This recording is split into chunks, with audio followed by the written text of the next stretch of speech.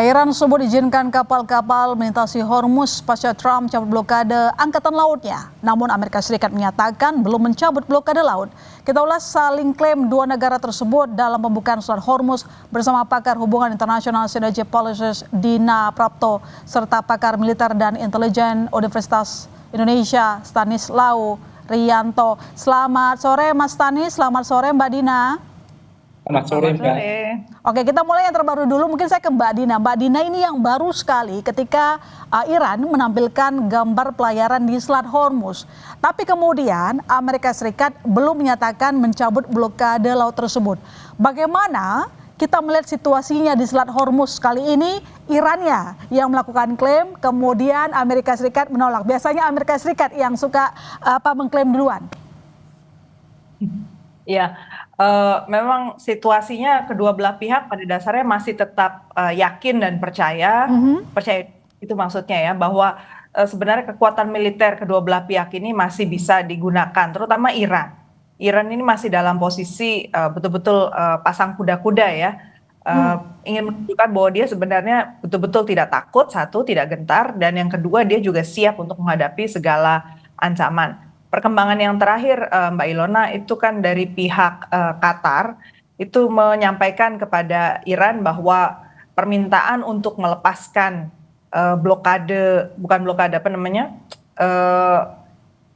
tahanan uang ya yang ada di frozen aset yang ada Iran ada di Qatar itu tidak akan diberikan kecuali belanjanya dari Qatar. Jadi rupanya dalam situasi negosiasi yang tidak langsung ini antara Iran dengan Amerika Serikat, ada saja perkembangan setiap hari yang membuat masing-masing pihak itu merasa masih bisa dapat sesuatu lah dari Iran. Itu sebab kira Iran ini masih pasang pagar setinggi-tingginya ya untuk menunjukkan bahwa dia tidak mau turun gitu.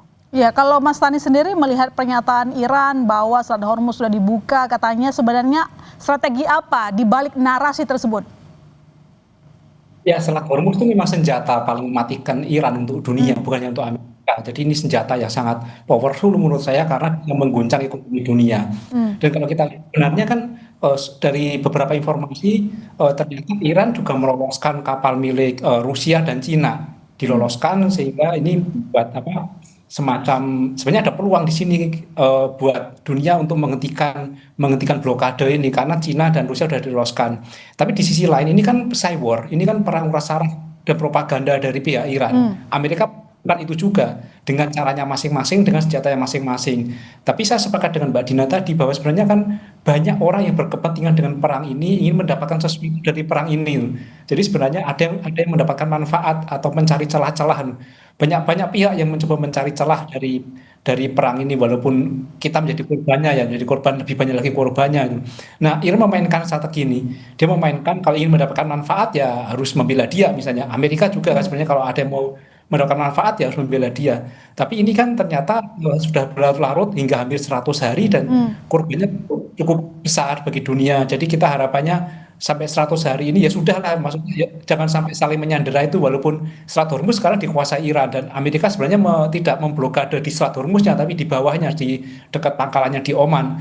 Tapi ini juga ekonomi dunia jadi semacam terganggu dan sangat signifikan bagi kita. Tapi ini cyber sih, kedua pihak memainkan itu.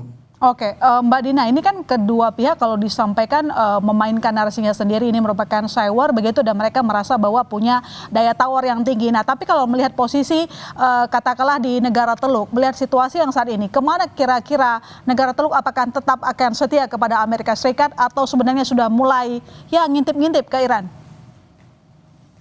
Mata mereka sekarang sebenarnya ada di Israel. Saya juga melihat bahwa Israel ini kelihatannya mengambil kesempatan yang paling besar dalam segala kesempitan ini. Kalau negara lain di Teluk ini paling enggak karena dia memang bertetangga sangat dekat satu sama lain, kalaupun mereka mengambil keuntungan kayaknya nggak bisa langsung besar-besaran gitu ya. Sebenarnya kalau Israel yang saya perhatikan ini mereka langsung berusaha secepat mungkin mengambil alih Lebanon. Hari ini kan sudah ada serangan sampai ke selatan kota Beirut ya, ibu kota dari Lebanon. Ini satu indikasi yang sangat buruk sebenarnya ya, karena kalau Lebanon itu sampai dikuasai oleh Israel, ini bisa dibayangkan pertarungan ke depannya, jangka panjangnya antara negara-negara Teluk juga Iran dengan Israel ini semakin memburuk. Jadi itu benar-benar lasting ya. It's gonna be a very lasting conflict di Timur Tengah dan situasinya akan sangat berubah dibandingkan masa sebelum JCPOA itu ada atau masa sebelum Amerika Serikat meninggalkan JCPOA atau nuclear deal.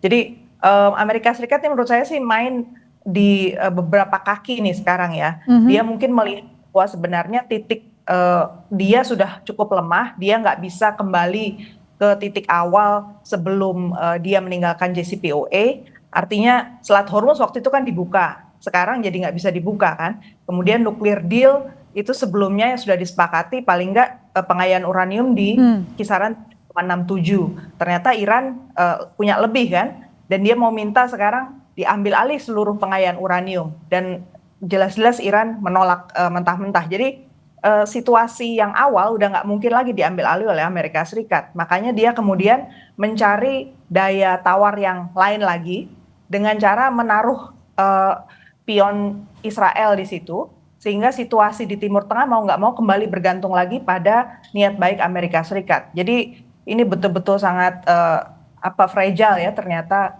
situasi gencatan senjata kali ini. Ya, negosiasinya berjalan alot. Ini sebenarnya tidak hanya soal Amerika dan juga Iran belum sepaham, atau sebenarnya memang ada faktor lainnya seperti Israel yang memang tidak mau ada terjadinya negosiasi, Mbak? Israel jelas nggak mau ada negosiasi sih. Dia posisinya pertama mau menghancurkan dulu Lebanon, Hezbollah, jadi atas nama Hezbollah, karena itu salah satu kampanye penting dari Partai Likud ya, partainya Netanyahu, bahwa Hezbollah itu harus dilumpuhkan. Dan Hezbollah terbukti masih bisa terus melakukan serangan juga ke Israel. Itu satu. Sisi yang kedua, Iran belum menyerah, dan Iran belum bisa dikatakan lebih lemah daripada sebelum perang ini dimulai. Jadi artinya dua agenda Israel ini belum tercapai. Demikian pula agenda Amerika Serikat ya, belum ada yang tercapai juga. Iya, belum ada yang tercapai. Mas Tanis, kalau dilihat kan dari Trump sendiri memperketat syarat perjanjian namanya program nuklir Iran. Sementara kalau kita lihat Teheran menegaskan tidak akan menyepakati kesepakatan apapun sebelum hak-hak nasionalnya dijamin sepenuhnya. Artinya jalan menuju negosiasi yang disepakati kedua belah pihak ini masih sangat jauh. Ya, apa yang tampak di permukaan, yang di media-media pasti berbeda dengan yang sekarang sedang dinegosiasikan antara penghubung Iran dengan penghubung Amerika. Channel-channel mereka terus bekerja.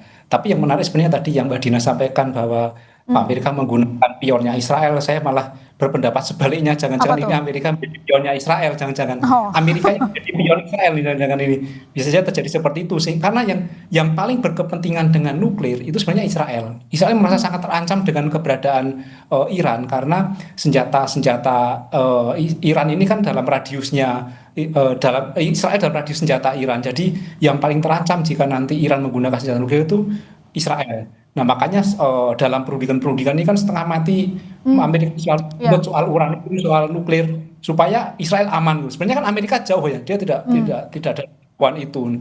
Makanya ya saya boleh berbeda pendapat nih, jangan-jangan Amerika jadi pionnya. Dan ini kalau memang Amerika menjadi pionnya, maka sebenarnya yang nanti menjadi penentu dalam perundingan ya jangan-jangan bisa jadi Israel, kecuali pecah kongsi. Ketika Amerika pecah kongsi dengan Israel, tapi kayaknya mereka pecah kongsi juga sangat sulit sekali karena sudah lama sekali mereka menjadi sehidup semati, jadi nampaknya sangat susah. Jadi Anda lihat sekarang bukan ada perpecahan antara Amerika Serikat dengan Israel? Ada yang menduga seperti itu, ada indikasi-indikasi yang nampak kongsi, tetapi saya kira ini karena kepentingan masing-masing yang kuat. Amerika punya kepentingan misalnya soal politik, soal ekonomi, Israel juga penting soal keamanan. Jadi ini nanti yang bisa memecahkan mereka soal kepentingan yang berbeda. Iya, seberapa kuat sih daya tahan dari Iran ini mempertahankan sikap mereka? Menurut Anda dari segi mungkin ketahanan militer? Sangat mengejutkan memang ketika dalam global firepower itu kan Amerika nomor 1, kemudian Israel nomor 15, Iran nomor 16. Hingga 100 perang, Iran itu belum kalah. Belum mengibarkan bendera, dan bahkan tetap siap sedia, bahkan malah latihan-latihan militer, mereka memamerkan senjatanya. Ini sangat mengejutkan. Jadi nampaknya indeks atau peringkat militer dunia ini harus dikoreksi karena ketahanan Iran itu ternyata cukup tinggi. Minimal indeks ketahanan negara Iran saya lihat cukup tinggi dibandingkan Venezuela misalnya 1 hari 2 hari langsung kalah ya. Iran berbeda. Jadi ini mengubah pandangan dunia terhadap Amerika dan Iran tentu saja. Ya, tapi kalau misalnya kita kembali lagi ke Hormuz yang berita terbaru ini, apakah ini merupakan bentuk ketidakpercayaan pada dua pihak? Siapa yang sebenarnya harus membuka dulu, Amerika Serikat buka blokade dulu, atau Iran buka Hormuz tanpa tarif terlebih dahulu? Kalau kita lihat ke perkembangan negosiasi soal Hormuz, ini apakah sudah ada kemajuan jika dibandingkan dengan isu nuklir misalnya? Ternyata belum juga, karena dulu sebelumnya kan sudah ada kemajuan sebenarnya. Iran kan sudah sempat mau membuka Selat Hormuz terlebih dahulu, tapi kemudian Amerika Serikat memutuskan untuk tetap memblokir pelabuhan-pelabuhan Iran.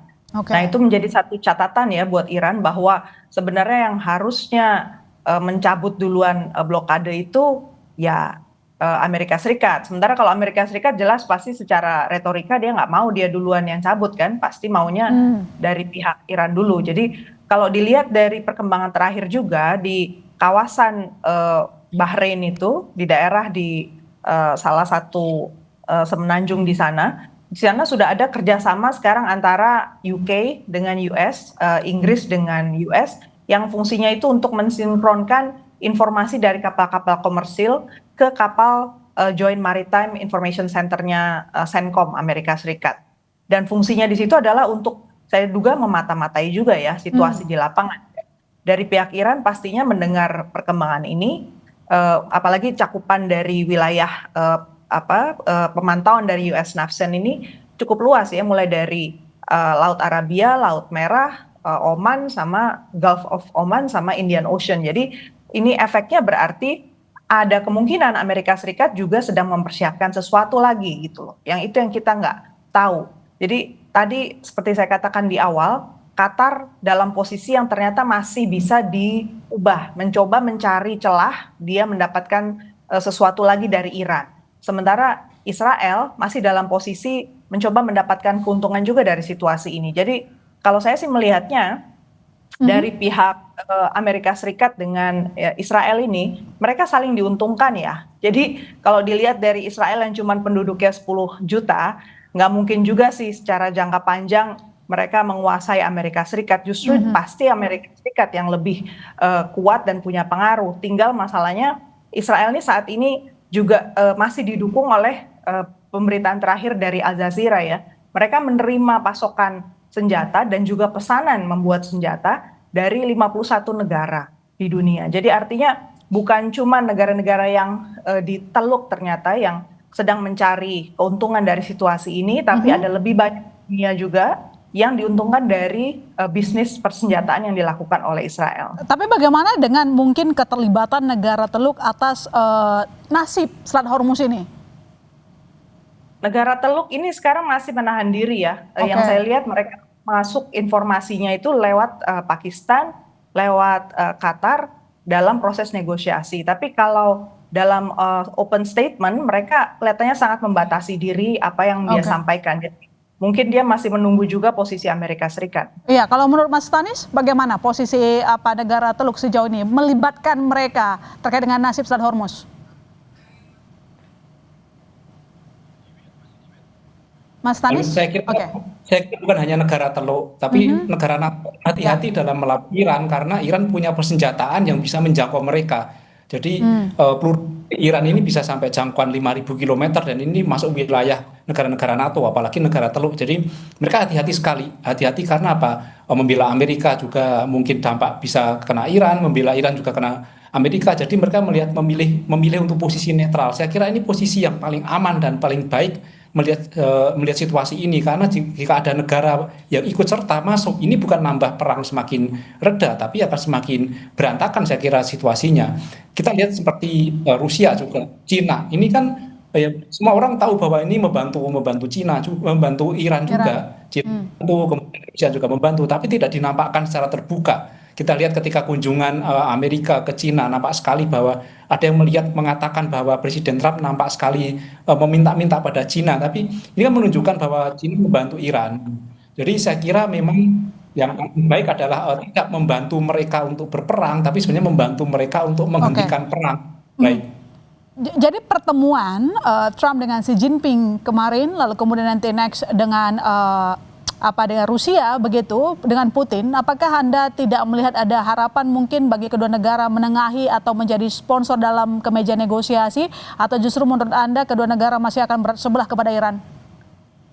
Saya yakin kalau dalam pertemuan formal pasti kedua negara ingin perang segera berhenti. Semua menginginkan ini ya. Jadi semua sepakat harus mewujudkan perdamaian dunia, mewujudkan unsur-unsur kemanusiaan. Tetapi kan ada kepentingan-kepentingan lain di balik itu ya. Dan pasti akan beda apa yang disampaikan di antara kepala negara dengan yang di lapangan jika mereka punya kepentingan lain itu kan. Tapi harapan saya Trump sudah mau datang ke Cina. Ini kan menunjukkan bahwa dia sebenarnya meminta bantuan Cina untuk mengendalikan Iran. Sekarang sebenarnya saya setuju tadi bahwa sebenarnya Amerika buka dulu lah itu. Yang di bawah Oman itu yang masuk ke Selat Hormuz itu. Kalau itu dibuka dulu, harusnya Iran akan buka. Karena Selat Hormuz itu menjadi otoritas Iran. Sementara Amerika kan tidak punya otoritas di situ. Dia jauh sekali negaranya. Harusnya Amerika membuka dulu, kemudian Iran membuka. Tapi ini kan keras kepala kan, sama-sama keras kepala. Amerika tidak mau meninggalkan Iran dengan kekalahan. Ini pasti akan menjadi masalah di karir politiknya. Makanya dia sebenarnya nyari exit strategi dari Iran itu seperti apa supaya dia pulang bukan dengan malu. Tapi situasi ini kira-kira akan berlangsung sampai kapan ya? Meskipun sudah ada perjalanan diplomasi baik dilakukan oleh pihak Iran maupun pihak Amerika Serikat, Trumpnya sendiri turun gunung ke China. Ya kalau Iran kan sudah lama, udah 40 tahun, 50 tahun dia kuat sih. Kalau misalnya bertahan 1 tahun lagi, saya yakin Iran masih kuat. Persoalannya adalah Amerika. Ada sudah tuntutan soal budget, soal politik yang sudah 500 triliun itu bagaimana dampaknya. Saya kira tergantung Kongres Amerika juga, Senat seperti apa, ketika nanti setuju perang ya masih bertahan. Tapi kalau tidak setuju, apalagi terkait biaya, saya kira akan segera berhenti. Dan paling strateginya bagaimana supaya berhenti itu tidak memalukan Amerika. Baik. Mbak Dina, sudah beberapa minggu lalu pertemuan Trump dengan Xi Jinping terjadi begitu ya. Tapi menurut Anda apakah sudah ada hasil tanda-tanda yang baik? Karena sebelumnya Anda mengatakan Amerika Serikat tengah mempersiapkan sesuatu yang kita tidak tahu. Yang kalau diterjemahkan mungkin maksud Anda sinyal untuk negosiasi yang diharapkan oleh Amerika Serikat bisa saja tidak terwujud. Kalau kita bicara soal China ya dalam gambar ini, saya melihat informasi terbaru yang disampaikan oleh Pete Hegseth ke media itu menunjukkan bahwa Amerika Serikat masih berusaha meyakinkan para pemimpin negara lain, juga para konstituen dia di dalam negeri, bahwa meskipun senjata mereka itu menyusut jumlahnya, bahkan butuh waktu sampai 6 tahun ke depan baru bisa normal kembali, mereka masih sanggup menyerang Iran. Jadi poinnya itu, sebenarnya dari pihak China pasti bisa melihat, wah ini momen pas ini, justru biarkan saja Amerika Serikat untuk maksimal dulu dia menggunakan segala kekuatan dia. Karena baru pada titik yang lebih lemah, China bisa masuk dan menawarkan satu poin untuk bisa dinegosiasikan. Karena kalau posisinya masih sama-sama merasa mampu, seperti yang sekarang kita lihat Iran sama Amerika Serikat, kan ujung-ujungnya nggak ada yang mau lebih dulu menyerah kan, atau membuka jalan lah gitu. Dan jangan lupa sekali lagi ini negosiasi di antara Iran sama Amerika kali ini itu posisinya nggak langsung. Jadi ada perantara-perantara yang menjadi penyampai informasi. Itu yang kita selama ini selalu, mungkin kita juga bias ya dalam melihat perkembangannya, karena ada pihak ketiga, keempat, kelima yang ikut menyampaikan berita, dan kita dari pihak Iran dan Amerika Serikat sendiri belum tentu tahu persis juga sih apa yang sebenarnya diinginkan oleh negara-negara lain yang ikut menyampaikan pesan dari Iran. Ya, terkait dengan permintaan kompensasi oleh Iran, apakah menurut Anda nantinya Amerika Serikat bisa memenuhi permintaan tersebut? Pada satu titik menurut saya memang harus ada sih kompensasi, karena kalau nggak ada kompensasi, Iran saya kira dia akan tetap berkeras untuk melakukan atau mempertahankan posisinya soal nuklir dan soal Hormuz. Nggak mungkin lah Iran itu dalam sudah melalui begitu panjang masa ketegangan selama ini lalu pergi begitu saja kembali ke posisi nol seperti sebelum perang. Gitu. Tapi apakah mungkin bentuknya dalam hal memberikan begitu kewenangan pengenaan tarif tol di Selat Hormuz? Bisa saja. Bisa saja. Bisa saja. Dan yang Tapi yang saya duga Iran mau sebenarnya masih lebih dari itu. Itu aja nggak cukup karena dia butuh untuk perbaikan ekonominya. Makanya dia tetap push untuk minta paling nggak $6 billion kan dia minta untuk atau itu yang disebut lah di media massa dari asetnya dia bisa dibuka gitu, bisa dilepas. Oke, tapi Mas Talis ini kan sebenarnya kan dari pihak Amerika mengatakan loh itu kan perairan internasional harusnya tidak dikenakan tarif tol di Selat Hormuz begitu. Sementara Iran bersikukuh bahwa ingin menerapkan tarif tol. Jadi menurut Anda di mana jalan tengahnya nanti? Ya ini kan menjadi suatu yang menguntungkan Iran membuat sistem baru setelah perang loh. Jadi dia mengambil manfaat juga dari situasi ini. Ya saya kira bisa saja Amerika kalau tidak mau memberikan ganti rugi dia nanti akan restui ini. Jadi supaya untuk memberikan ganti rugi direstui saja itu ada tol itu. Tapi ini kan nanti akan menjadi beban bagi perekonomian dunia itu pasti akan ditolak. Makanya ini perlu pihak ketiga sebenarnya pihak ketiga yang lebih untuk menengahi ini. Kalau enggak mereka akan otot-ototan terus nggak akan selesai. Bergabung di Sapa Indonesia Malam, sampai ketemu lagi, sehat selalu.